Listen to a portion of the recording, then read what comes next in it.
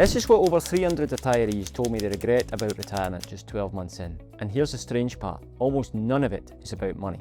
These are people who did everything right. They saved for 40 years, they hit their number. On paper, they were ready. But a few months in, that excitement wears off way faster than they expected. The structure disappears, the purpose disappears, and small spending decisions start to feel heavy, even when the numbers say they're fine. I'm Chris, a financial planner of 13 years, and I've sat across from hundreds of retirees in exactly this spot. So, let me walk you through the biggest regrets they shared and how to avoid making the same ones. At first, it's exactly what you hope for. You wake up when you want, no emails, no deadlines, no meetings that should have been an email.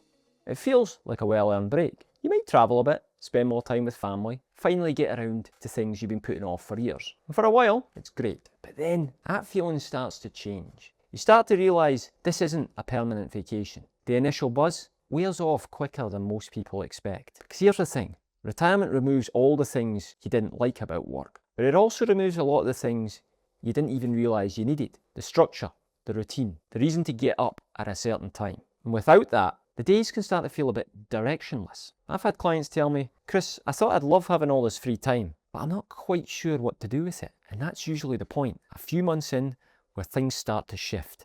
And this is where a lot of people get surprised, because it's not that they miss work. You don't miss the meetings, the deadlines, the office politics, but you do start to miss what work gave you. Gave your day structure, gave you routine, gave you people to talk to, whether you liked them or not, and maybe most importantly, gave you a sense that you were needed, that what you were doing actually mattered. And when that disappears overnight, it can leave a bit of a gap. Not a financial gap, a personal one. Seen this with engineers, business owners, executives, people with long, successful careers. They retire thinking they're stepping into freedom, and then a few months later, they're thinking, what am I actually meant to be doing with my time? And then there's another shift that catches people off guard. Time starts to feel different. When you're working, your days are broken up for you. Meetings, deadlines, things you have to get done. But in retirement, that structure disappears. And without realising it, you lose that sense of urgency. Now, at first, it sounds great.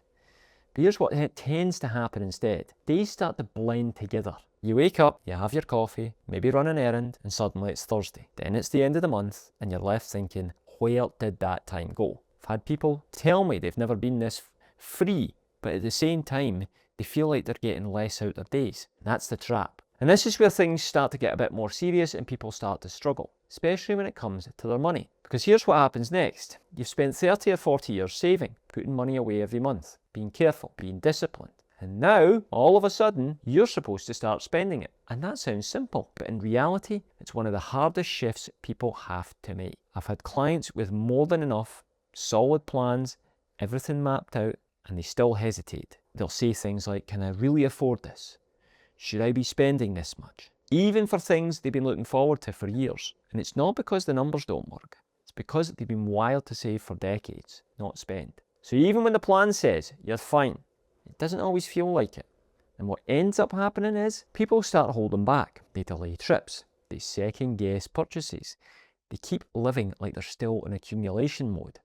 And before they know it, they're not actually enjoying the retirement they worked so hard for. If you're listening to this and thinking that sounds like me, that's exactly why having a proper plan matters. Not just for the numbers, but so you can actually feel comfortable spending and enjoying it. I've put together a free retirement checklist that walks you through the key things that most people miss when they make this transition. You can grab it in the link in the pinned comment below. Alright, let's keep going. And this leads to another shift that most people don't expect. Some decisions start to feel bigger. Things that used to be easy don't feel easy anymore. Booking that trip, buying a new car, helping out the kids. Before it was just a decision. Now it feels like, is this going to affect the rest of my retirement? And again, it's not always a numbers issue. It's the weight behind the decision. Because when you're no longer earning, every dollar feels important. So, instead of feeling free with your time and money, you start doubting both. And the interesting part is, these decisions aren't just yours anymore. That's where this next issue starts to show up. Retirement can be tough on couples. Now, I know what you're thinking. We've been together for 30 or 40 years, we'll be fine. And in most cases, yeah. But retirement changes the dynamic. Before, you had your own routines, your own schedules, time apart. And then all of a sudden, you're together a lot more. Like, a lot more. And it doesn't take long for little things to start adding up. One person wants to relax, the other wants to stay busy. One wants to spend, the other wants to hold back. And those differences were always there, but work used to hide them a bit. Now they're front and centre. I've seen couples who were perfectly happy before retirement start to feel a bit of tension, simply because they never really talked about what this phase of life would look like, how they'd spend their time, how they'd spend their money, how much space they'd give each other. And again, it's not a massive problem, but it's one of those things that can quietly chip away at what should really be an enjoyable stage of life. When you start to take a step back and look at all of this, you realise something pretty important. The financial plan was only half the plan, because most people spend years, decades, focusing on the numbers, how much they've saved, when they can retire, what their income will look like. And don't get me wrong, that stuff matters a lot. But what catches people off guard isn't usually the math, it's everything else. It's how you spend your time, how comfortable you feel spending your money, how your relationship changes, how your sense of purpose shifts. Those are the things that don't show up in a spreadsheet, but they have just as much impact on your retirement as the numbers do. And this is where I see the biggest gap. People can be financially ready, but not fully prepared for what retirement actually looks like. I had one client say to me a few months in, I thought I'd worked on everything, but I didn't realise how different it would feel day to day. And that's really what this comes down to. And look, this might not be everybody's cup of tea, but whether it's writing things down or even something like a vision board, just having a clear picture of what you actually want retirement to look like, how you'll spend your time, what you're working towards, can make a massive difference. And then there's one final realisation that tends to hit people, and it's a big one.